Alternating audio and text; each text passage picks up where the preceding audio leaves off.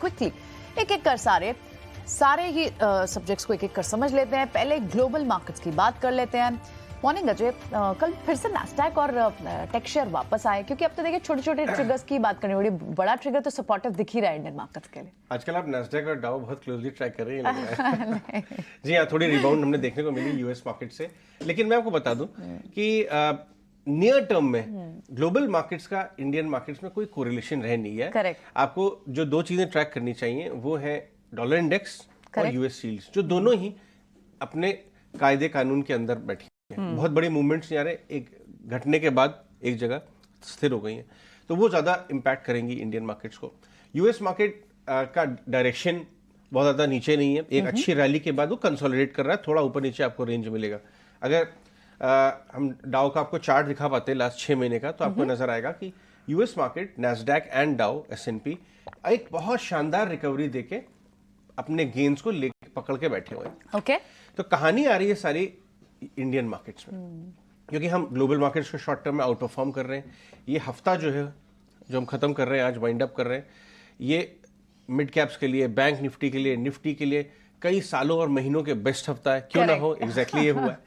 तो इसलिए कोई दिक्कत वाली बात नहीं है। कल क्या हुआ उसके बारे में बात कर लेते हैं। पूरे साल का गेन जितना जिस ट्रेडर ने कमाया, एक हफ्ते का। अंग्रेजी में कहावत है, there are decades when nothing happen and there are days when decades happen. Correct. तो वही वाला हाल है, कोई प्रॉब्लम वाली बात नहीं है। अच्छी बात यह है कि जो क्रूड की जो गिरावट है वो मार्केट के लिए और इकोनॉमी के लिए बहुत अच्छी है। देखिए डिम्पी ने बहुत शानदार तरीके से नैस्डैक का चार्ट भी दिखा दिया। ये आप रिकवरी देख रही है चरणबद्ध तरीके से, एक स्टेप्स में यूएस मार्केट रिकवर करके अपने गेन्स को डाइजेस्ट कर रहा है। डेली आपको 400 पॉइंट के ऊपर नीचे के मूव नहीं दिखेंगे। आप यूएस मार्केट्स बोल रहे थे, मैं क्यों ट्रैक कर रही हूं, क्योंकि आईटी यहां से जो रिबाउंड दे रहा है ना, उसका एक कोरिलेशन क्या नैस्डैक में सपोर्ट देगा, इस वजह से सिंपल सा रूल मैं बता दूं आपको कि बाजार को, ग्लोबल मार्केट को भनक लग रही है रेट्स पीक आउट होके, रेट कट साइकिल, और जब जब ये होता है तो यूएस आईटी, जिसे हाई ग्रोथ एरिया माना जाता है, वो आउट परफॉर्म करने लगता है।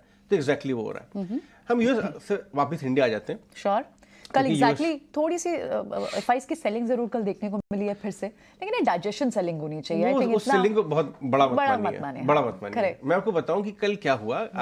निफ्टी और बैंक निफ्टी एक लेवल पे आगे अपने गेन्स को डाइजेस्ट कर रहे हैं, लेकिन क्योंकि मैं पॉजिटिव देखता हूं हमेशा, नीचे से 250 point bank Nifty lowest point से रिकवर होकर बंद हुआ, और निफ्टी करीब 65 पॉइंट रिकवर होकर बंद हुआ। आपको अगर आप इंटरडे देखेंगे निफ्टी और बैंक निफ्टी की, तो आपको नजर आएगा ऑलमोस्ट फ्लैट बंद हुए। मेरे लिए एक्चुअली पॉजिटिव है। ओके। जब तक हम अपना 90-95% गेन्स को प्रोटेक्ट करके बैठे हुए हैं, ये एक्चुअली पॉजिटिव है, और इसको प्रोटेक्ट करके हम गंवाते नहीं है बहुत ज्यादा आगे आने वाले 3-4-5 दिनों में, तो ये पॉजिटिव है। देखिए निफ्टी बैंक कितना प्यारा रिकवर होकर बंद हुआ, निफ्टी भी डेज लो से बंद हुआ। डायरेक्टर साहब लेके आई है mid cap and small cap, और ये एकदम रिवर्स कैलकुलेशन चल रहा है। मिड कैप स्मॉल कैप में भयंकर ट्रेडिंग हो रही है, कैश बेस्ड स्टॉक में ट्रेडिंग हो रही है, तो कोई दिक्कत वाली बात नहीं है। बाजार बहुत ज्यादा एक्टिव है, और हमें कल एग्जैक्टली यही हुआ, आउट परफॉर्मेंस मिड कैप और स्मॉल कैप और साइड मार्केट में बहुत अच्छी आउट परफॉर्मेंस दिखाई दी। ओके, तो कल का ये तो बात होगी कल के ट्रेड की। अब लेकिन आज बाजार में किस तरह से अप्रोच करना चाहिए? देखिए 20,900 के आसपास निफ्टी टिका रहता है, तो कोई दिक्कत वाली बात नहीं है। आपको पुलबैक्स में ही खरीदारी करनी चाहिए। आज आपको 40-45 पॉइंट का गैप अप दिख रहा है, होल्ड करिए पोजीशंस अपनी, आपको इंटरडे पुलबैक मिलेगा। मैं तो ये कहूंगा कि 11 बजे तक, जब तक एकदम क्लियर डायरेक्शन आरबीआई गवर्नर साहब की स्पीच का ना हो जाए, मत ट्रेड करिए। पोजीशन अगर लेके बैठे हैं तो ट्रेलिंग स्टॉप लॉस लगा के होल्ड करिए। देखिए कमेंट्री में क्या निकल के आता है। और पता है मुझे जो है ना, ये वाली बात की आरबीआई पॉलिसी कभी भी नॉन इवेंट बनी नहीं सकती है। उनके कमेंट्स बहुत इंपॉर्टेंट हमेशा, और हर ट्रेडर इन्वेस्टर को मैं ये बोलूंगा, एक तबका है बाजार का जो मैक्रोस की इज्जत नहीं करता और कहता है आरबीआई पॉलिसी क्या है, नॉन इवेंट। जी नहीं, बहुत इंपॉर्टेंट है। अगर आप ट्रेडर इन्वेस्टर हैं तो आपको गवर्नर साहब के कमेंट्री, फेड की कमेंट्री पे नजर बना के रखनी चाहिए। पिछली पॉलिसी और इस पॉलिसी के बीच में इतना कुछ हो गया। 7.6% का जीडीपी प्रिंट मिला, जो आरबीआई की भी सरप्राइज लेवल पे ऊपर था। एग्जैक्टली। तो गवर्नर साहब की क्या ग्रोथ पे क्या व्यू है, ये आप जानना चाहेंगे। क्या वो भी अपग्रेड कर रहे हैं? दुनिया भर ने ग्रोथ हमारी अपग्रेड की है। करेक्ट। गवर्नर साहब क्या व्यू? क्रूड में इतनी भीषण गिरावट आई है पिछली पॉलिसी के बीच में, गवर्नर साहब का क्या व्यू है? क्या ये टेम्परेरी गिरावट लगती है, या वो भी अपने क्रूड के कैलकुलेशंस को नीचा कर रहे हैं? इस पे आपको नजर रखनी है। और सबसे बड़ी बात, यूएस फेड में जो स्टांस चेंज हो रहा है कि रेट शायद पीक हो गए, उस पर क्या प्रतिक्रिया है? तो ये सारी चीजों पे आपको ग्रोथ पे, हमारी रूरल ग्रोथ की आपने बात की, गवर्नर साहब की कमेंट्री तक ज्यादा बड़ी पोजीशन मत लीजिए, ट्रेड मत करिए आप, उसके बाद आपको चांस मिलेगा और खरीदिए तो 60 70 80 पॉइंट निफ्टी पुल बैक करे, 200-250 point bank Nifty pull back करे, तब आप एंट्री लीजिए। आज नजर कहाँ रखें, मैं एक बहुत इंपॉर्टेंट पॉइंट बोलना चाहूंगा।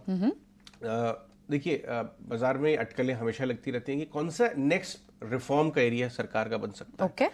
तो जितने भी आपके SEZ वाले स्टॉक्स हैं, रीट टाइप के स्टॉक्स हैं, वहां पे आपको आज नजर रखनी पड़ेगी, क्योंकि SEZ के जो नए रूल्स नोटिफाई किए हैं गवर्नमेंट ने, उससे बाजार का ये मानना है कि SEZ टाइप के जो स्टॉक्स हैं और रीट वाले स्टॉक्स के अंदर फायदा हो सकता है। तो कौन कौन से स्टॉक्स हैं? जैकॉब, ब्रुकफील्ड, RIIL, IRB की जो इन्विट है वो, उन सब पे आप नजर बना के रखिए। देखिए कल ही 7% एम्बेसी रीट चल गई थी।